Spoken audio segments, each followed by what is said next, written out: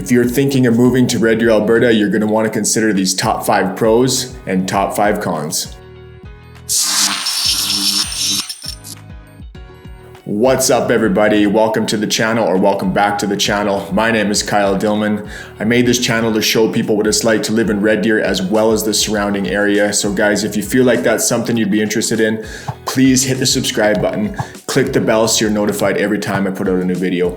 And if you have any questions whatsoever, guys, I am a licensed realtor in the area, so feel free to reach out to me any way you'd like, phone, text, email. Would love the opportunity to help you guys out. All right, with that being said, let's get into the video. I think we should get the bad news out of the way first, so let's start with con number 1, and that's wintertime. Winters can definitely be a shock to the system, especially if you're moving here from out of the country, or maybe you're coming here from the coast where it's a little bit warmer.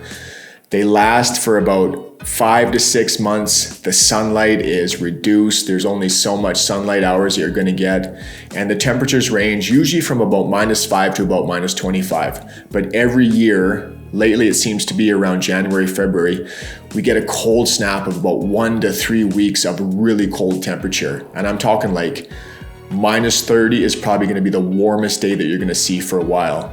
This last year in February, we actually broke a record where we hit -43.9 degrees Celsius, and that was without the wind chill. I can't feel my fingers anymore. They're numb.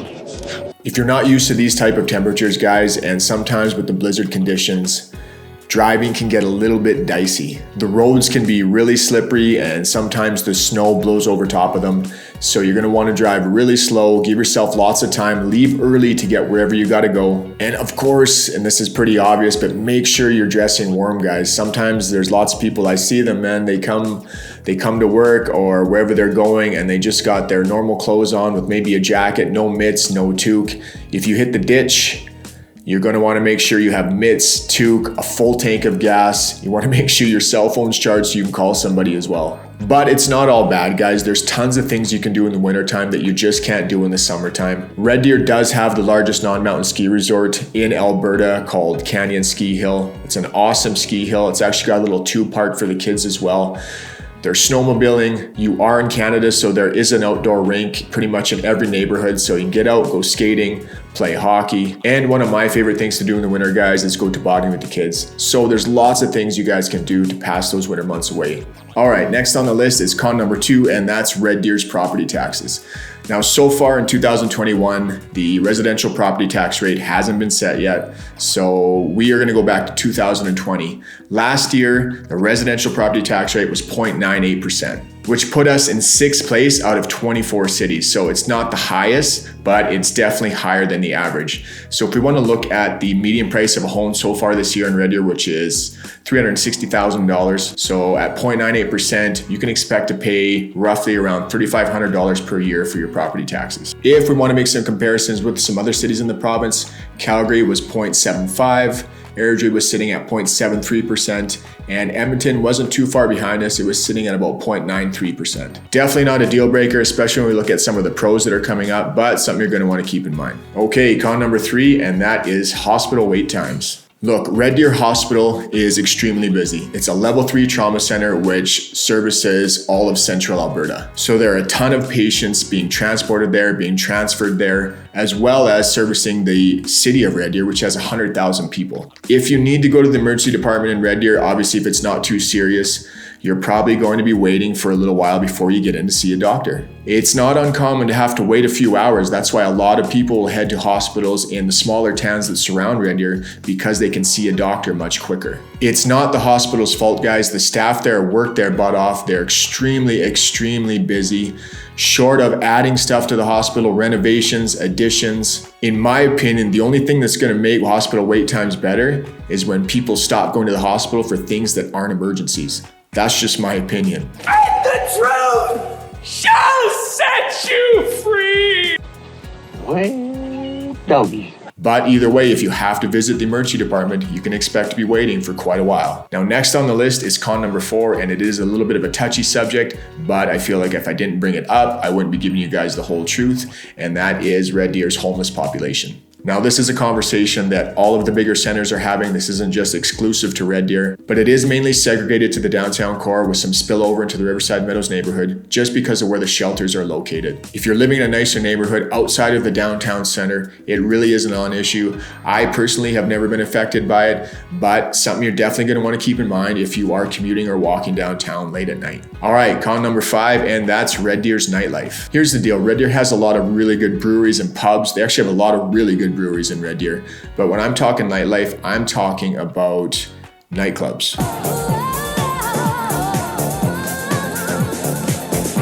In a city of 100,000 people, we only have 2 nightclubs to pick from.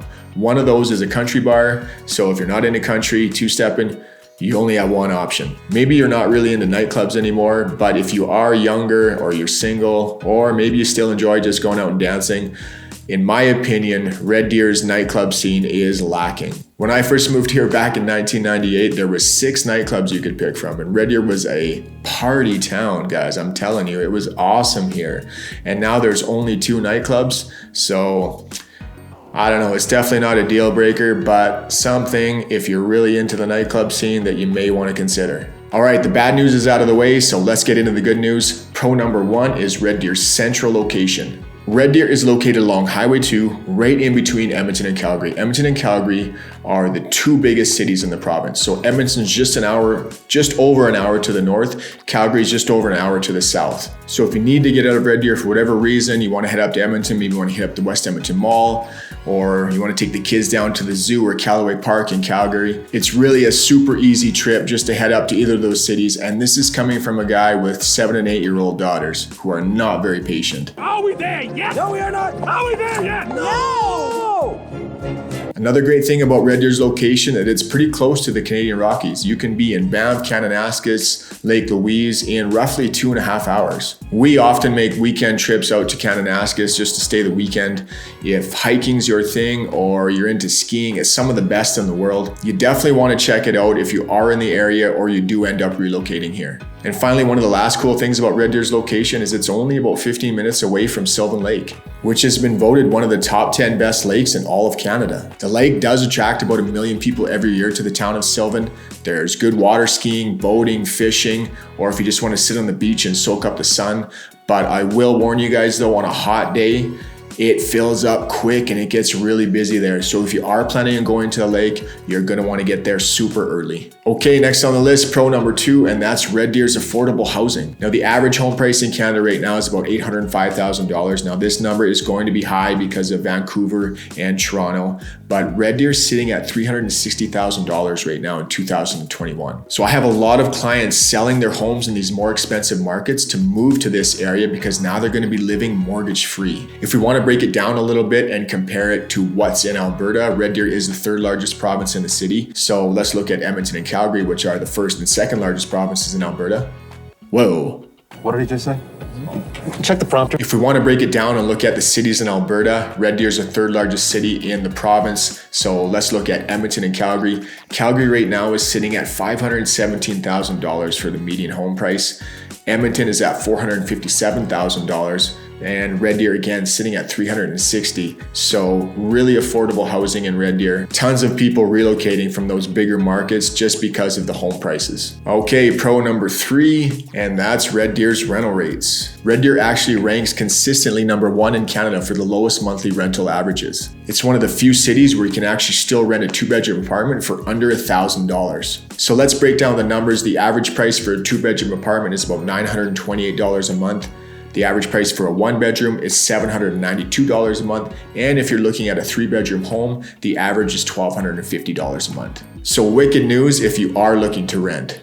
All right, pro number 4, and that's Red Deer's parks and walking trails. When I first moved here, I was actually quite surprised just how pretty Red Deer is. There's actually over 100 kilometers of walking trails that run throughout the entire city, but some of the most beautiful trails are right along the Red Deer River. And these trails connect some really cool places. One of my favorites and my daughter's favorites is Heritage Ranch. 1, because they have horses there, and 2, because there's a pretty cool park there for the kids. Now you can go on a guided horse tour, you can go on a horse carriage ride, and according to online, there's ponies for the kids to ride as well. And there's actually this event that they have there where it's called Ranch Tracker. And I mentioned this in other videos. I don't know if you've seen the show Man Tracker before, but you are released out into the wild. You're given a X amount of time to capture 4 flags while someone hunts you down on a horse. So some pretty cool things to do at Heritage Ranch. There's a lot of really cool walking trails that start at Heritage Ranch and lead down in the valley along the Red Deer River, which connect to the next park on the list, which is Bower Ponds. At Bower Ponds, you can rent pedal boats and go pedaling around in the pond. Wintertime, you can find a lot of people skating there as they clear off the ice, and there's a big park there for the kids as well. There's also a little chalet there that has rentals and serves food. And in the summertime, of course, pre-COVID, you found a lot of live music and events happening at Bower Ponds. And if you want, you can continue along the walking paths. There's still Mackenzie Trails, the Gates Lakes Bird Sanctuary. There really is a lot of cool things in this city just to get out and explore. All right, finally, pro number 5, and even though Red Deer is the 3rd largest city in the province, it still has that really big town feel to it. For me, this is one of the best pros about living in Red Deer. I don't mind visiting those bigger centers, those bigger cities like Edmonton or Calgary, but having to plan around those or getting caught in the morning rush hour, the lunch, the after work rush hour, having issues parking, taking forever to get somewhere when you live within the city, those kind of things just drive me crazy. And I've never really had any of these issues in Red Deer. You can get from one end of the city to the other in about 15 or 20 minutes, no matter where you are. There really is no rush hour. Maybe there's some certain areas of the city that get a tiny bit more congested before work or after work, but it's really a non-issue. And I personally have never had any issues finding parking in Red Deer downtown. And it still has the amenities those bigger centers have. There's Best Buy, there's Walmart, there's Costco, there's good restaurants. There really isn't anything, in my opinion, that Red Deer is lacking, and I find the people here to be super friendly. And because of Red Deer's location, if you do need to head up to those bigger centers, it's just an hour either way to the north or the south. All right, guys, those are my pros and cons for living in Red Deer, Alberta. Let me know what yours are, or whether you agree or disagree with me down in the comments below. I'd love to hear your guys' thoughts. And guys, if you did enjoy the video, please hit the subscribe button. I really appreciate it. Click that bell so you're notified when I put out a new video. And if you do have any questions about moving to or living in Red Deer, I am a licensed real estate agent here in the area, so please feel free to reach out to me any way you like. Phone, text, email. Would love to help you guys out. All right, I will see you guys in the next video. Thank you so much for watching.